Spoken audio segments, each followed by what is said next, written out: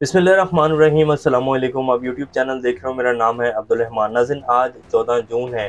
इमरान खान साहब ने जिस तरह बहुत सारे काम अच्छे किए पाकिस्तान की मैशत को लेकर, इकॉनमी को लेकर, और बहुत सारे काम इमरान खान साहब ने गलत भी किए और उनकी वजह से आज इमरान खान साहब जो हैं, उनकी पार्टी जो है वो इस हालत में है, मुकदमे भुगत रहे हैं। और आगे अब सियासत का भी अभी कोई नहीं पता। इमरान खान साहब की पार्टी ख़त्म तो नहीं होगी और ना ही उनको सियासत से जो है वो बाहर निकाल दिया जाएगा, उनको कलअदम भी नहीं किया जाएगा। लेकिन अभी जो हालात बने हुए हैं और जो सूरत हाल है, जिस तरह उनकी पार्टी को क्रश कर दिया गया है, कुछ भी नहीं बचा पीछे पार्टी में। शाह महमूद कुरैशी साहब को भी अगर आज इमरान खान साहब कहते हैं कि नहीं जी, जो फाइनल उनको इमरान खान साहब ने बाकायदा कहा कि नहीं जी, पार्टी मैं बिल्कुल भी पीछे नहीं हटूंगा, तो शाह महमूद कुरैशी साहब भी ज़्यादा इंतज़ार नहीं करेंगे। वो भी कोई ना कोई साइड जो है वो ले लेंगे। पीछे पार्टी में कुछ भी नहीं बचा। अगर आज ये हालात हैं इमरान खान साहब की पार्टी के साथ, तो उसमें इमरान खान साहब का बहुत बड़ा हाथ है। कहीं थम जाना चाहिए था, कहीं लचक पैदा करनी चाहिए थी। और अगर इमरान खान साहब आज से 3 से 4 माह पहले कुछ लचक पैदा कर लेते, थम जाते, तो आज जो उनके साथ ये सब कुछ हुआ है, ऐसा ना होता। पाकिस्तान की इकॉनमी के बारे में भी कुछ डिटेल्स आपके सामने रखेंगे कि इमरान खान साहब ने जब अपनी हुकूमत छोड़ी और उनको निकाल कर साइड पर किया गया, तो जो इक़्तिसादी सर्वे की रिपोर्ट थी जो कि इस हुकूमत ने आकर पेश की, वो क्या थी। अब पाकिस्तान की इकॉनमी के हालात क्या हैं, जो इनके अपने साबिक प्राइम मिनिस्टर हैं शाहिद खान अब्बासी साहब, वो इनकी लंका कैसे ढा रहे हैं। उनका एक ताज़ा जो है वो ख़िताब उन्होंने किया है, एक कन्वेंशन से ख़िताब किया है, उसमें वो क्या कहते हैं। इसहाक डार साहब जो कहते हैं कि जी हमने मुल्क को बड़े मुश्किल जो है फैसले करके निकाल लिया है, हम कभी भी जो है डिफ़ॉल्ट नहीं होंगे, IMF हमें पैसे नहीं देता तो ना दे। अब IMF की मिन्नतें तरले भी चल रही हैं। अब दोबारा IMF ने क्या कहा है वो भी आपके सामने रखेंगे। मेजर आदिल राजा साहब ने जो बड़ी खबरें देते थे बाहर बैठ के, इधर जो है कोर कमांडर कॉन्फ्रेंस होती थी, मीटिंग्स होती थी, बड़ी खुफिया जो बातें होती थी हमारे पाक फौज की, वो जो है वो मिनटों सेकंडों में इधर भी मीटिंग ख़त्म ही होती थी। तो मेजर आदिल राजा साहब जो हैं वो लाइव बैठ के यूट्यूब के ऊपर जो है खबरें देने लग जाते थे कि जी ये फैसला हो गया, इमरान खान को नहीं छोड़ा जाएगा, इमरान खान को ये मनसूबा बना रहे हैं, इमरान खान के खिलाफ ये हो रहा है, और जो है माशाल्लाह लगता है। तो इस तरह की बहुत सारी बेबुनियाद खबरें दी और उन्होंने बड़ी स्पीड में दी। 9 मई के वाक़यात, जिस 9 मई का वाक़या जिस दिन हुआ, उस दिन भी वो बाकायदा लाइव बैठे रहे और कई हज़ार लोग उनको देख रहे थे। वो एक-एक सेकंड की खबरें दे रहे थे और एक-एक सेकंड बाद वो बता रहे थे अब ये खबर आ गई, अब ये खबर आ गई, इमरान खान को यहाँ रख लिया, इमरान खान को कत्ल कर दिया जाएगा, ये हो जाएगा, वो हो जाएगा। वो इस तरह की बहुत सारी बेबुनियाद खबरें दे रहे थे। तो अब उनको भी अरेस्ट कर लिया गया है लंदन में। उनके साथ क्या होने जा रहा है वो भी आपके सामने रखेंगे। साबिर शाकिर, मोईद पीरज़ादा साहब के खिलाफ भी मुकदमा दर्ज कर लिया। इमरान रियाज खान साहब के हवाले से एक बड़ी पेशरफ्त हुई है, वो भी आपके सामने रखेंगे। इससे पहले अगर आप लोगों ने चैनल को सब्सक्राइब नहीं किया तो रेड बटन को प्रेस कर लें और बेल आइकॉन को भी प्रेस कर लें, ताकि लेटेस्ट अपडेट्स आप लोगों को मिलते रहें। ये जो हमारा ताल्लुक है ऐसे ही जुड़ा रहे। सबसे पहले जी, इमरान खान साहब जो है वो GIT के सामने पेश हो रहे हैं। उनके जो कत्ल के मुकदमे के हवाले से GIT बनी थी, पहले भी एक GIT बनी थी और उन अफसरान के साथ जो किया गया, उनको तफ्तीश मुकम्मल नहीं करने दी गई और प्रेशर डाला गया और वो जो GIT थी वो सारी टूट गई। अब एक और GIT जो है इमरान खान साहब उसके सामने पेश हुए हैं और उस GIT में जो इमरान खान साहब से क्वेश्चन किए गए वो बिल्कुल फेयर क्वेश्चन थे और उनका इमरान खान साहब ने जो जवाब दिया है वो आपके सामने रखेंगे। पहले जिसमें इमरान खान साहब से क्वेश्चन किया गया, do you on your videos. ये वो सारी वीडियोज़ हैं जिसमें इमरान खान साहब ने मेजर जनरल फैसल नसीर, शहबाज शरीफ साहब और राणा सनाउल्लाह साहब का नाम लेकर कहा कि ये लोग मेरे कत्ल के, ये जो भी कुछ हुआ है मेरे साथ उसमें मुलविस हैं। तो इमरान खान साहब ने कहा यस।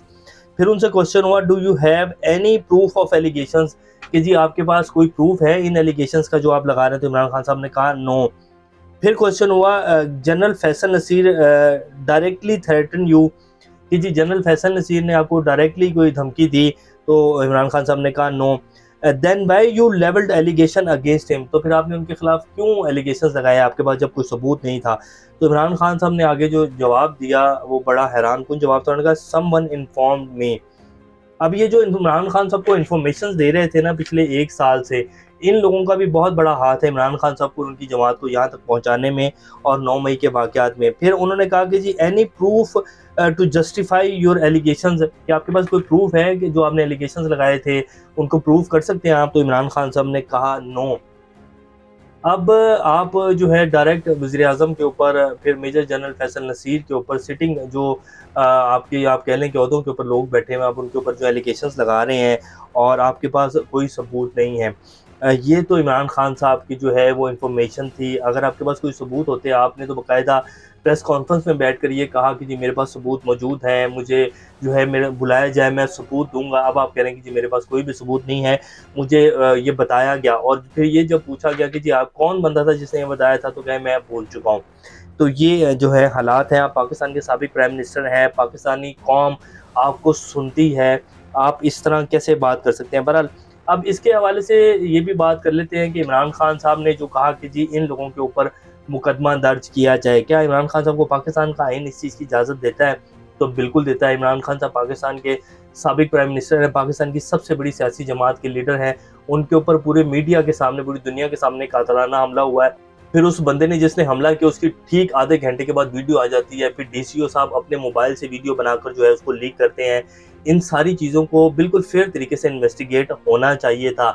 इमरान खान जिन लोगों के नाम ले रहे थे, पाकिस्तान का आइन बेसिकली इस चीज़ की इजाज़त देता है कि जी आपके ऊपर अगर कातलाना हमला हुआ है तो आप किसी का भी नाम ले सकते हैं, आपको जिसके ऊपर शक हो। तो यहाँ तो फिर आप आइन में तरमीम करते, या फिर आप उनके जो वो कह रहे थे उनके मुताबिक एफआईआर दर्ज करते और इस इन्वेस्टिगेशन को बिल्कुल फेयर तरीके से लेकर चलते। पर खैर दोनों चीज़ें जो हैं उनमें झोल हैं, और ऐसा नहीं होना चाहिए था। ताली कभी भी एक हाथ से नहीं बजती है। इमरान खान साहब के ऊपर कातलाना हमला हुआ, बेनज़ीर भुट्टो के ऊपर हुआ, ये भी एक पाकिस्तान की तारीख है। भुट्टो साहब को फांसी दी गई और उसके बाद जो जजेस जिन्होंने वो फांसी दी थी उन्होंने माफ़िया मांगी। ये पाकिस्तान की एक तारीख है। फिर इमरान खान के ऊपर कातलाना हमला हुआ, वो किसने करवाया, आज तक जो है उसके बारे में कोई ऐसी चीज़ नहीं पता चल सकी कि कौन लोग सारे उस मामले के पीछे थे। तो ऐसी चीज़ें जब होंगी तो फिर रिएक्शन भी आएंगे और फिर इंसान गुस्से में बहुत सारी बातें करता है। लेकिन खैर ये अब इमरान खान साहब ने जो है जेआईटी के सामने कहा कि जी मेरे पास ऐसा कोई भी प्रूफ नहीं है, मैंने जो कहा था मैं उसके ऊपर खड़ा हुआ हूँ, लेकिन मेरे पास जो है प्रूफ इस चीज़ का कोई नहीं है, और जिसने मुझे ये इन्फॉर्मेशन दी उसका भी नाम मुझे नहीं पता। तो आज इमरान खान साहब जहाँ इस वक्त खड़े हुए हैं, बहुत सारे लोगों का हाथ है और ये यहाँ तक इमरान खान साहब पहुँचे हैं। मेजर आदिल राजा साहब को भी अरेस्ट कर लिया गया है। साबिर शाकिर और मोहित पीरज़ादा साहब भी जो हैं उनके खिलाफ मुकदमा दर्ज कर दिया गया है जी, बगावत का मुकदमा है। और अदारों के खिलाफ हर्जा सराई का मुकदमा जो है वो साबिर शाकिर और मोहित पीरज़ादा पर दर्ज किया गया है। आदिल राजा साहब के तो बारे में पहले मैं बता चुका हूँ कि वो किस तरह की खबरें देते हैं। बहरहाल बाकी रहेगी बात साबिर शाकिर और मोहित पीरज़ादा के ऊपर बगावत का मुकदमा दर्ज करना, ये कहीं भी जायज़ नहीं है। और आज तक उन्होंने कोई भी ब्लॉग ऐसा नहीं किया जिसमें ये बिल्कुल साबित हो सके कि जी वो अदारों के खिलाफ हर्जा सराई कर रहे हैं, या अदारों के खिलाफ बगावत पर उकसा रहे हैं, या वो पाकिस्तान या पाकिस्तान के अदारों के बारे में बात कर रहे हैं। तो कोई भी ऐसा ब्लॉग मैंने तो कम अज़ कम उनका नहीं सुना है। बहरहाल खैर ये पाकिस्तान है जी, इसमें बगावत के मुकदमे हो जाना कोई बड़ी बात नहीं है, और ये होते आए हैं। मंजूर पश्तीन को अगर आप सुने, और बलूचिस्तान की जो मिसिंग पर्सन्स हैं, और बलूचिस्तान में जाकर आप देखें कि वहाँ क्या हालात हैं, तो बहुत सारी चीज़ें सामने आती हैं और पता चलता है कि बगावत के मुकदमों के पीछे कौन है, कैसे होते हैं बगावत के मुकदमे। बहरहाल खैर इमरान रियाज खान साहब के हवाले से जी अब एक बड़ी अहम खबर है जो आपके सामने रख देते हैं। इमरान रियाज खान साहब के वालिद जो हैं वो हुकूमत की जो कमेटी बनाई गई थी अदालत के कहने के ऊपर, उसके सामने पेश हुए हैं, और आईजी साहब ने बाकायदा जो है वो कहा है, यकीन दहानी करवाई है कि जी हमें जो अभी तक जो हमने काम किया है और जो हमारे पास रिपोर्ट्स आई हैं, इमरान खान रियाज खान साहब जो हैं वो जल्द बाजियाब हो जाएंगे। तो ये एक बड़ी अच्छी अहम पेशरफ्त है जो आईजी साहब कह रहे हैं कि जी वो जल्द बाजियाब हो जाएंगे। यानी कि इसका मतलब है उनके पास कुछ रिपोर्ट्स आई हैं, उनको पूछ मौसूल हुआ है, तो वो ये बात कह रहे हैं, और आज अदालत के सामने उन्होंने ये बात जो है वो कही है। ये सूरत हाल है जी, और इमरान रियाज खान साहब इंशाल्लाह जल्द बाजियाब होकर बाहर आएंगे। हमारे जो वज़ीर-ए-आज़म शहबाज शरीफ साहब हैं उन्होंने इमरान खान साहब को जो है एक लक़ब दिया, और वो कह रहे हैं कि जी इमरान खान साहब जो हैं इस दौर के जोसेफ गोबेल्स हैं। और जोसेफ गोबेल्स कौन थे? ये जर्मन नाज़ी पार्टी के जो हैं चीफ प्रोपेगेंडिस्ट थे, और नाज़ी पार्टी हिटलर की पार्टी थी, और उसने फिर क्या किया था उसकी एक बड़ी तारीख है लंबी। तो इमरान खान साहब को जोसेफ गोबेल्स का लक़ब दे दिया हमारे वज़ीर-ए-आज़म साहब ने, और उसके साथ साथ उन्होंने कहा कि इमरान खान साहब झूठ बोलने के फ़न में कमाल महारत रखते हैं। वो 1 साल से अस्करी क़यादत के नाम लेते रहे, और इसके साथ साथ हामियों को तशद्दुद के ऊपर उकसाया, और आज सूरत हाल जो है आप सब लोगों के सामने है। शेल पेट्रोलियम ने जी पाकिस्तान को छोड़ने का कह दिया है, और पाकिस्तान से अपनी कंपनी जो है उसको बंद करके जा रहे हैं। और उन्होंने क्या रीज़न देनी, तो उन्होंने ये रीज़न दी होगी कि जी आपकी हम डिमांड ही पूरी नहीं कर सकते, यहाँ जो है पेट्रोल की वो इतनी है, आप लोगों का मुल्क जो है बड़ी तेज़ी से तरक्की कर रहा है, हम एक बड़ी छोटी सी कंपनी है, हम पाकिस्तान में काम नहीं कर सकते हैं। तो ये उन्होंने कहा है, और वो अपने स्टॉक जो हैं उनको बेच रहे हैं। ये सूरत हाल है पाकिस्तान की इकॉनमी की। अब शाहिद ककान अब्बासी साहब जो कि पाकिस्तान के साबिक प्राइम मिनिस्टर हैं और नून लीग के बड़े सीनियर रहनुमा हैं, उन्होंने नून लीग की कारकर्दगी की पिछले 1 डेढ़ साल की जो कारकर्दगी थी उसकी कैसे लंका ढाई, और फिर आपको इक्तिसादी सर्वे की जो रिपोर्ट इन्होंने शाया की थी इमरान खान साहब का दौर जब ख़त्म हुआ और ये लोग हुकूमत में आए, वो भी आपके सामने रखेंगे। उन्होंने कहा कि जी वफाकी हुकूमत के पास इतनी आमदन भी नहीं है कि सूद की रकम अदा कर सकें। ये आज हमारे मुल्क की हालत है, हमारे सामने मुल्क लूटा जा रहा है, ये अंग्रेज़ का निज़ाम था, हमने दिल से लगाया है, आज निज़ाम को यकसर बदलने की ज़रूरत है। ये 75 साल के निज़ाम का नतीजा अब साफ नज़र आ रहा है, हम आखिर में पहुँच गए हैं, सड़क आगे कोई नहीं है, बंद गली में खड़े हैं। जब मुल्क के आधे सेनेटर्स पैसे देकर जो है वो सेनेट में आए हों, वो मुल्क आगे कैसे जाएगा। 75 साल ने ये सबक दिया कि कराची में बैठकर हैदराबाद के स्कूल और अस्पताल जो है वो नहीं चलाए जा सकते हैं। और उन्होंने ये भी कहा था कि इस पिछले 75 साल में इस पार्लियामान में कभी भी आवाम की जो है वो उसके लिए फलाह बहबूद के लिए कोई भी कानून नहीं बनाया गया। आज ख्वाजा आसिफ साहब भी इसी हवाले से बात कर रहे थे। फिर मुफ्ती इस्माइल साहब ने भी ये कहा कि 1% इशराफिया जो है वो पाकिस्तान के ऊपर काबिज़ है, 1% भी नहीं बनती है, जिसने इस पूरे मुल्क के निज़ाम को, सरमाए को यरगमाल बनाया हुआ है। और ये पाकिस्तान की सूरत हाल है कि पीएमएलएन के जो सीनियर रहनुमा है वो इनकी लंका ढाल रहे हैं। और फिर हमारे वज़ीर ख़ज़ाना साहब कहते हैं कि जी हमने मुल्क को डिफ़ॉल्ट से बचा लिया, मुल्क डिफ़ॉल्ट नहीं होगा। आईएमएफ तक ये कह रहा है कि जी पाकिस्तान जो है अपने कर्जे वापस नहीं कर सकता है और पाकिस्तान डिफ़ॉल्ट की तरफ जा रहा है, इसीलिए हम इनको नया कर्जा भी नहीं दे रहे हैं। अब इक़्तिसादी सर्वे की रिपोर्ट जो जारी की थी इन लोगों ने हुकूमत में आते ही इमरान खान साहब की जो माशी पॉलिसियाँ थी उसके हवाले से, उसके मुताबिक जो रिपोर्ट थी उसमें जो है जीडीपी का हदफ 4.8% था, हासिल 6% हुआ। ज़रूरी शोबे में तरक्की का हदफ 3.5% था, हासिल 4.4% हुआ।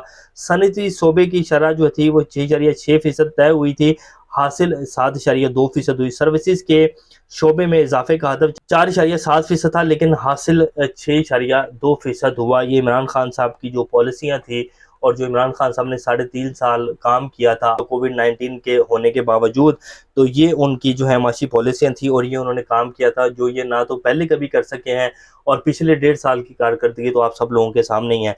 तो हमारी सिर्फ ये अपील है हमारे मुख्तलिफ हलकों से कि इस मुल्क पर मेहरबानी करें और उन लोगों को ये मुल्क की जो है हुक्मरानी दें जो वाक़ई इस अवाम के लिए कुछ करना चाहते हों, क्योंकि ये तो पिछले 75 साल से सिर्फ जो है चूरन ही बेच रहे हैं अपनी सियासत का, और इनकी कारकर्दगी जो पिछले 1.5 साल की थी वो तो सबके सामने है। बाकी रह गई बात बयानात की और प्रेस कॉन्फ्रेंस की, तो बयानात तो ये पिछले 35 साल से दे रहे हैं कि हम मुल्क को जो है एशियन टाइगर बना देंगे, हम ये कर देंगे, हम वो कर देंगे। अब ये एक और बयान चल रहा है कि नवाज शरीफ साहब को वापस लाएं और जो है फिर नवाज शरीफ साहब जो है पाकिस्तान को एशियन टाइगर बनाएंगे। तो देखते हैं आगे क्या बनता है। अल्लाह पाकिस्तान का हमें नसर। अभी तक के लिए इतने, अपना का ख्याल रखिएगा। अल्लाह हाफिज़।